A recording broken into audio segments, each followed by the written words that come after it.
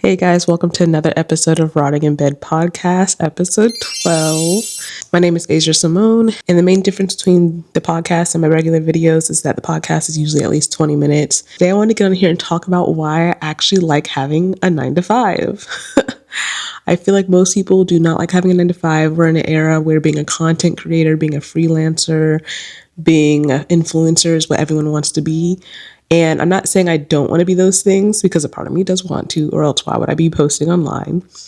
But I currently have a 9 to 5, 40 hours a week job that I really enjoy and gives me exactly what I'm looking for in terms of like lifestyle. So let's get into it. I feel like there's certain components that determine whether or not you're going to enjoy your 9 to 5. Not every 9 to 5 is good, but not every 9 to 5 is bad. And I think people fail to realize that, especially in this age of YouTube where no one wants to work a 9 to 5 because they see all the negatives of it.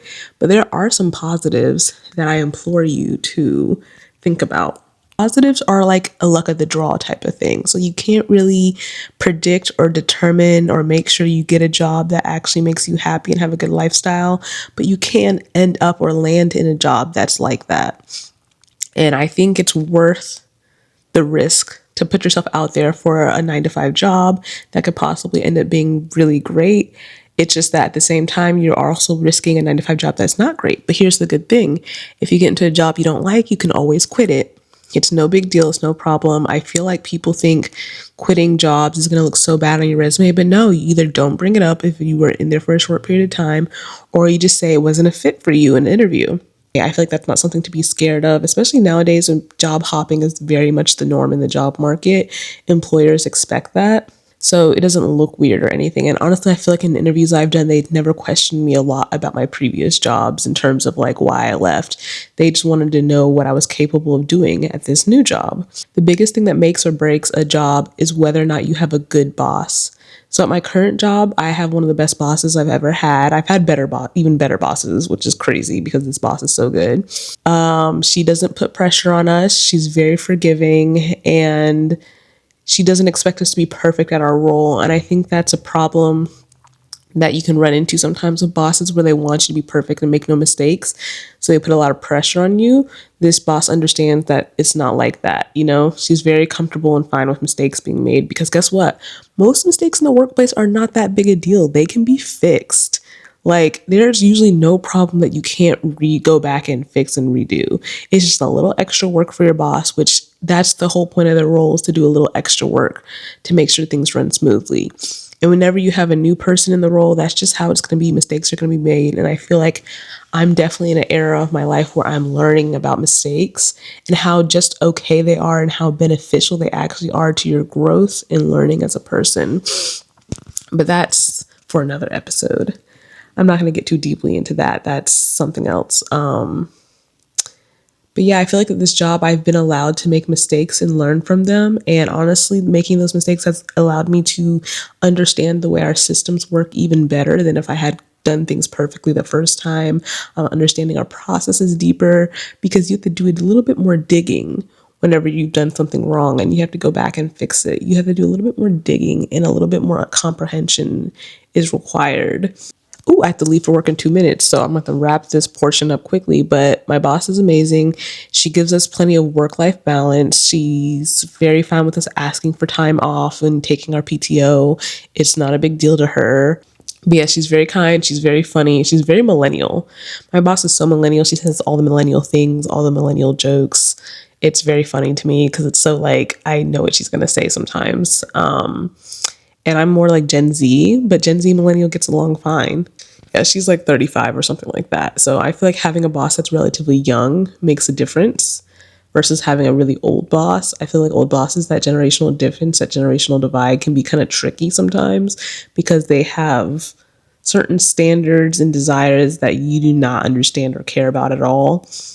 But literally, my millennial boss said, she was like, oh, I know for you and your coworker who are young and Gen Z, she's like, I know that a job is just a place you go to get your work done, and you go home and you forget about it. Like, she's like, I know it's not everything to you guys. And I was just like, yeah, that's accurate. It's not everything to me. It's just a job. And that's what I've been telling myself for the times I start to panic or get worried about like what I'm doing and if I'm doing good enough. I'm like, wait a second, Asia. It's just a job. And if my boss isn't freaking out, then I don't need to freak out. Like, and the thing is too, even if your boss does freak out, it's a temporary thing. They'll just tell you you've been doing something wrong and you'll just fix it. Big whoop. So yeah, the boss is key. You have to have a good boss. And no one can predict that. You can't force that. Sometimes the boss might be a nice person, but just not a fit for you. I've been in that situation. Or maybe the boss is just kind of a shitty person because their job is stressful and it probably brings out the worst in them. Because I will say, I'm not looking forward to being a boss one day. Like, that does seem kind of like too much to take on. And I can see, oh, it can make you a shitty person. But I've got to go now. I've got to go to work. I will come back later and talk about the other points. Okay, talk to you later. Bye. I'm back early from my day at work. Technically, I'm still on the clock, but it's whatever. I've done all my work. The last thing I left off on was that having a good boss basically makes or breaks the job. The second thing is probably the work-life balance. So this is how much time you have dedicated towards your job versus how much time you can dedicate towards your personal life. And the typical standard work week is 40 hours of work, 5 days a week, 8 hours a day. And there's a way you can go about this that either pushes the limit on it or relaxes that limit. And I feel like each job is different and you never know if you're going to be dealing with a boss or just management in general that wants you to push that limit or relax on that limit. And for me, my job relaxes on that limit. So for example, it's Friday and my boss on Tuesday told me that if Friday comes and you've done all your work and all you've got is just a couple of emails to respond to, go home, work from home till you get off the clock. So her allowing me to come home means that I have some more time to do things like this, like for my personal life. So I feel like that's a huge perk. It makes a big difference in whether or not you enjoy a job.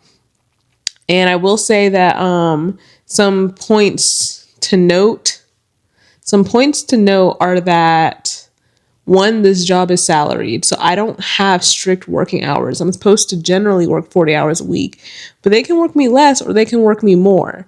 Now, I have the type of company culture, my company is the type of culture where they're not trying to work you more. They're trying to keep it at that 40-hour limit and respect that boundary.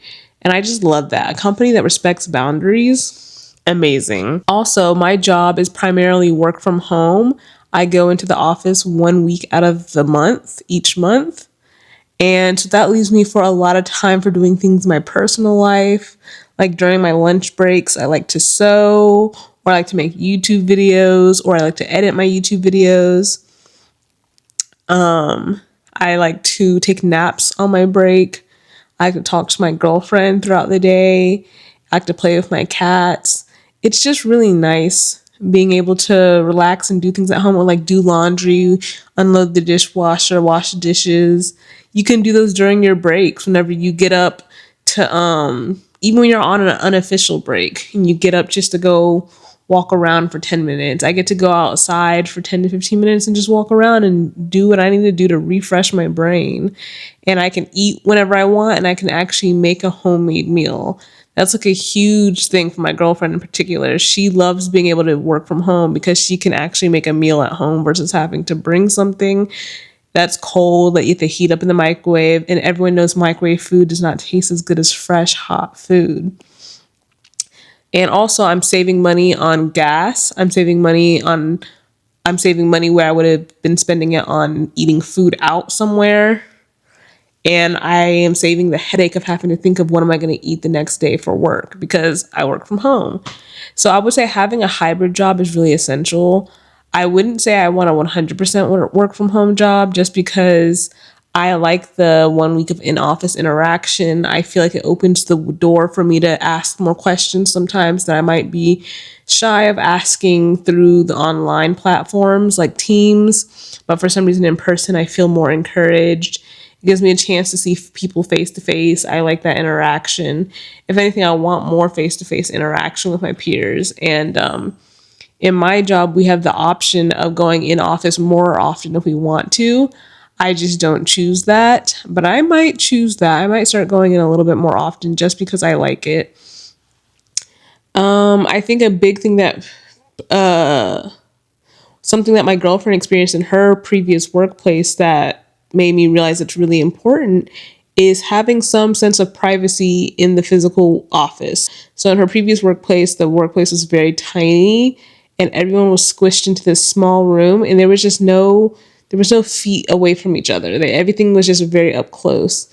Versus in my workspace in the office, we have a cubicle that comes up above the head so you don't have to look at anybody. There's a little tiny window at the very top if you want to stand up and look through it. And we're all in these box sets of about 6 cubicles per box. And it's just good privacy. That way my boss has her own office, so she has that privacy she needs from us as a team. And I think this just makes a huge difference in morale because you don't want to feel watched all the time. You don't want to feel like you have to be on all the time while you're in the office. I think that's the biggest reason why people want to work from home is because they don't want to be watched and monitored and on and having to be smiley and interact good. And, for me, it's like holding in all my farts, holding in all my burps. All my bodily functions need to happen and I can't let them happen because I'm in the office surrounding people and that's embarrassing. So I think having privacy in the office really helps. Another thing that helps is having flexible work hours. So right now I work 8:30 to 5:30. In the future that might change. I might work 8 to 5. I might work 7 to 4. The only reason right now I work 8:30 to 5:30 is because our team is so small that we don't have enough coverage over the hours. But once we start adding more people, which we will within the next 6 months, according to my boss, which maybe within the next year, because it's technically already been 6 months since I got hired. It's been 5 months since I got hired, but you know what I mean. But having that flexibility to start and stop when you need to, amazing. And then another thing I think is amazing is related to work-life balance is PTO. You need to be in a job that has plenty of PTO. In the year 2026, in my opinion, the standard amount of PTO should be 3 weeks. And I think any more than that is well welcomed, is definitely welcome. So I actually have unlimited PTO, which there's 2 sides to unlimited PTO. On one hand, if you look it up on the internet, people say unlimited PTO is a trap because your boss will basically not want to give you the PTO that's unlimited. And it kind of encourages people to not ask for any time off because they feel awkward or scared or afraid to abuse it. Well, I'm a very strong, independent woman. I'm not going to let some policy that's supposed to benefit me not benefit me. So I ask for PTO as I need it, the same amount as I would if I only had 3 weeks of PTO. If I have an appointment, I have an appointment. If I have a vacation, I have a vacation. I'm going to ask for PTO. The worst they can say is no. And if you have a healthy boss and healthy management, they're not saying no to you all the time. I think I got one PTO request that I got a no towards because I was only giving them a month in advance and I had only been working there for like a month and a half. So she said because I had only worked there for a month and a half, it kind of didn't like level out how much accrued PTO, like if we did accrued PTO, it wouldn't have equaled out enough accrued PTO for me to be taking a whole week off a month and a half into working for them. So I understood and I knew that probably wouldn't get approved.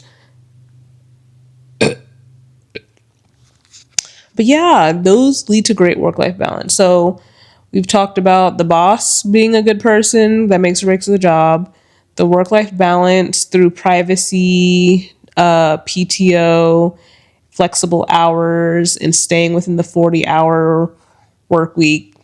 And I guess the last bit is actually doing something you enjoy. I work in supply chain. I'm a supply and demand planner in my current role. Before this, I just worked generically in supply chain, doing like inventory management, returns management, stuff like that. But now I specifically help determine how much of which material we bring into our business, like how much we buy from our vendors and the manufacturers. And I genuinely enjoy this job. I like working in supply chain. I find it interesting. I like being a part of this background system of how things get into the stores we need or how things get into the businesses we need them to get to. I don't really care what the product is. All the skills are very transferable across fields. It pays well once you start getting up in there. And my day-to-day task does not make me feel dead inside. Like, I don't know if it's because I'm a curious person and I love learning, always have, always will. But my day-to-day tasks not make me feel dead inside unless it's a little too repetitive, which is funny because it had been too repetitive for me up to now. But it's because of the way I was working, doing it. It wasn't the work itself, it was the way I was doing it. And part of the reason I was doing it that way is because we have no other choice right now. We have a pretty broken system, so we have to work our job in kind of a broken half-ass way. But once the system is up and running fully, we'll actually be working in a non-repetitive, non-boring way completely. And I think I'll just thrive. I like having my brain be worked and exercised. There's lots of different like systems and processes you have to learn in my role. And I feel smart and I feel fulfilled at the end of the day. And the emails aren't overwhelming. The people are generally nice. Another thing I think makes for a good job is, what was it? It was two things. Well, to talk more about enjoying your job, I really feel like school does not set us up to learn or figure out what type of job and types of tasks we will enjoy doing when we become adults. So I feel like you have to pay attention to yourself and know yourself from the schoolwork you do and the little internships you get, and kind of learn what are the type of tasks I like doing, and then trying to experiment and explore and find the job that has you do those tasks. Like for me, this is what I was going to say. A deal breaker for me, this may not be a deal breaker for you, but a deal breaker for me in a job is anything that is customer facing. Now, I'm not saying jobs that provide customer service, because technically, no matter what, you always have a customer. But whether or not those customers are internal or external matters a lot. So for me, I'm fine with my customer being other vendors, other businesses, other people inside the organization I work for. What I'm not okay with is my customer being the general public. The general public, I want to stay away from. Some people are going to want to work with the general public, but not me. And that was a big thing. I want to work behind the scenes, not dealing with general public people. So like the person walking down the street. Like, I don't want to deal with them. I don't want to deal with anyone who can just walk up to an establishment and get my attention, and anybody who can just send me an email. There needs to be boundaries. And that is an important boundary for me. I also like to work behind the scenes. I don't want to have to do a job where I have to constantly overly smile and socialize with my coworkers or vendors. I like how my socialization with these people is basically limited at asking a question or two through email and giving an answer or two through email. That's it. I don't want to have to play games and play along and schmooze and just fake myself. So I made sure to look for a job where they're not asking me to do that, because then I would hate my job. So some jobs I could not do is like be a realtor, because that's so much interacting with the general public face to face. I could not work in hospitality. That's too much too much interacting with the public face to face. One thing I do like in the workplace is one where sometimes you do need to get up and walk around and go talk to people to ask questions. So I did enjoy at a previous job when we had a warehouse attached to the building, and sometimes I needed to go down to the warehouse physically to talk to them in there. I enjoyed that. It got me up from my desk. It got me away from the monotony of the work. And I like being able to move around. One thing about a desk job is you do sit a lot, so you have to schedule out time to get up and stand and walk around. And so I like when a job already has that integrated into it. Unfortunately, my current job doesn't have that integrated into it, but there's so many other perks and things I like that it doesn't really matter. And then the last thing that makes a 9-to-5 feel enjoyable is that salary. That salary is so important. If I'm going to go on a tangent right now about negotiating, you need to negotiate your salary. I don't care who you are, where you've come from, what your skill level is, who you think you are, what you think you deserve. You need to negotiate your salary. Always negotiate, because the worst that can happen is that they say no. And the best that can happen is that your lifestyle changes completely. because that 5 to 10K can make a huge difference in your lifestyle for the year. If you're a young woman, if you're a person who lacks confidence, if you're a minority, please negotiate your salary and ask for something high. Don't ask for just $2,000 more or $1,000 more. Ask for something that you know will make a difference in your life. Ask for the 5K more. Ask for the 10K more. Do your research on it now so you don't go ridiculous asking for like 20K more. That's usually kind of out the park. But 5 to 10K more is not out of the park. It's not wild. And if you do your research, you can find out what is the going rate for this role. And by do your research, I mean get on Glassdoor, ask people who are in the industry what they get paid. Ask people previous jobs what they get paid. There's a national website where you can look at the national income or salaries of different professions across America. Look into that website. I think it's like the Bureau of Labor Statistics. I think that's what it's called. Do your research and get confident and ask for a salary boost and have some reasons why you deserve that salary boost. And those reasons don't have to be extra special. Just make them a reason. Every time I've negotiated my salary, I've gotten a boost. I haven't always gotten exactly what I've never gotten the exact target number I asked for, but I've always gotten a boost. I've gotten 5K boosts. It is possible.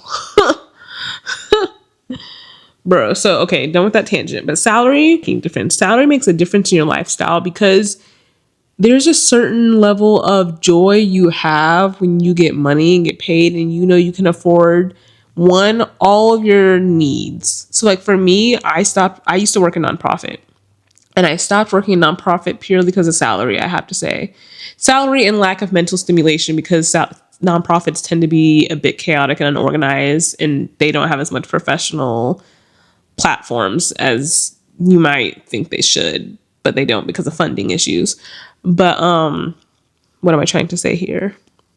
I got out of nonprofit primarily because of money. It wasn't paying enough and I couldn't meet my basic needs. So like literally, I'm a person who has various different health type things come up that aren't overly serious, but enough to put me in discomfort.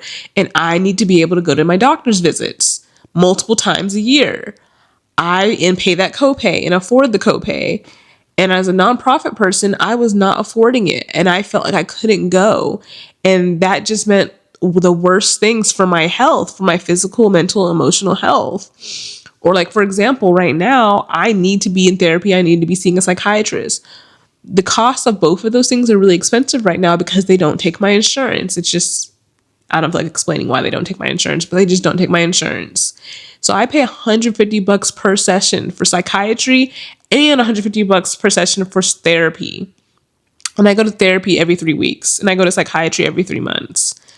I need the money to afford that because those are the building blocks of my mental health. Like it is so important. And then on top of that, if you want to feel like you have a life outside of work, you need to get paid like you have a life outside of work. You need to get paid enough money where you can invest in things for yourself. So like for me, I invest in dance classes, sewing materials, YouTube editing and visual platforms. Hold on a second. I'm back. I had to go move the cursor on my laptop so that I look like I'm still working. Basically, you need to have money for your physical and mental well-being, your family's well-being. I have 2 cats I'm taking care of with my partner. I need to be able to afford food for them.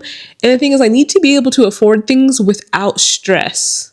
Because there's one thing to just barely be able to afford something, but you're going to be stressed about your money. And guess what? That affects your mental health.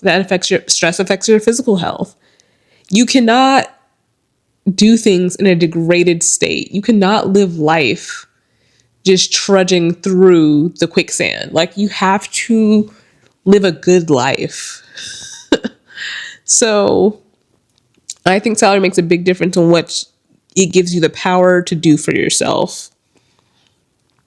And I would not trade my salary for the world. Like I love the job I do. I like the people I work with. I love the salary I make. I love the lifestyle it affords me. Look at this. I am sitting on my couch on a Friday night recording a YouTube video, and that's because of all the perks of my 9 to 5. I bought this camera, this DJI with this nice microphone, because I work a 9 to 5 that pays me a good salary. Like, the fuck?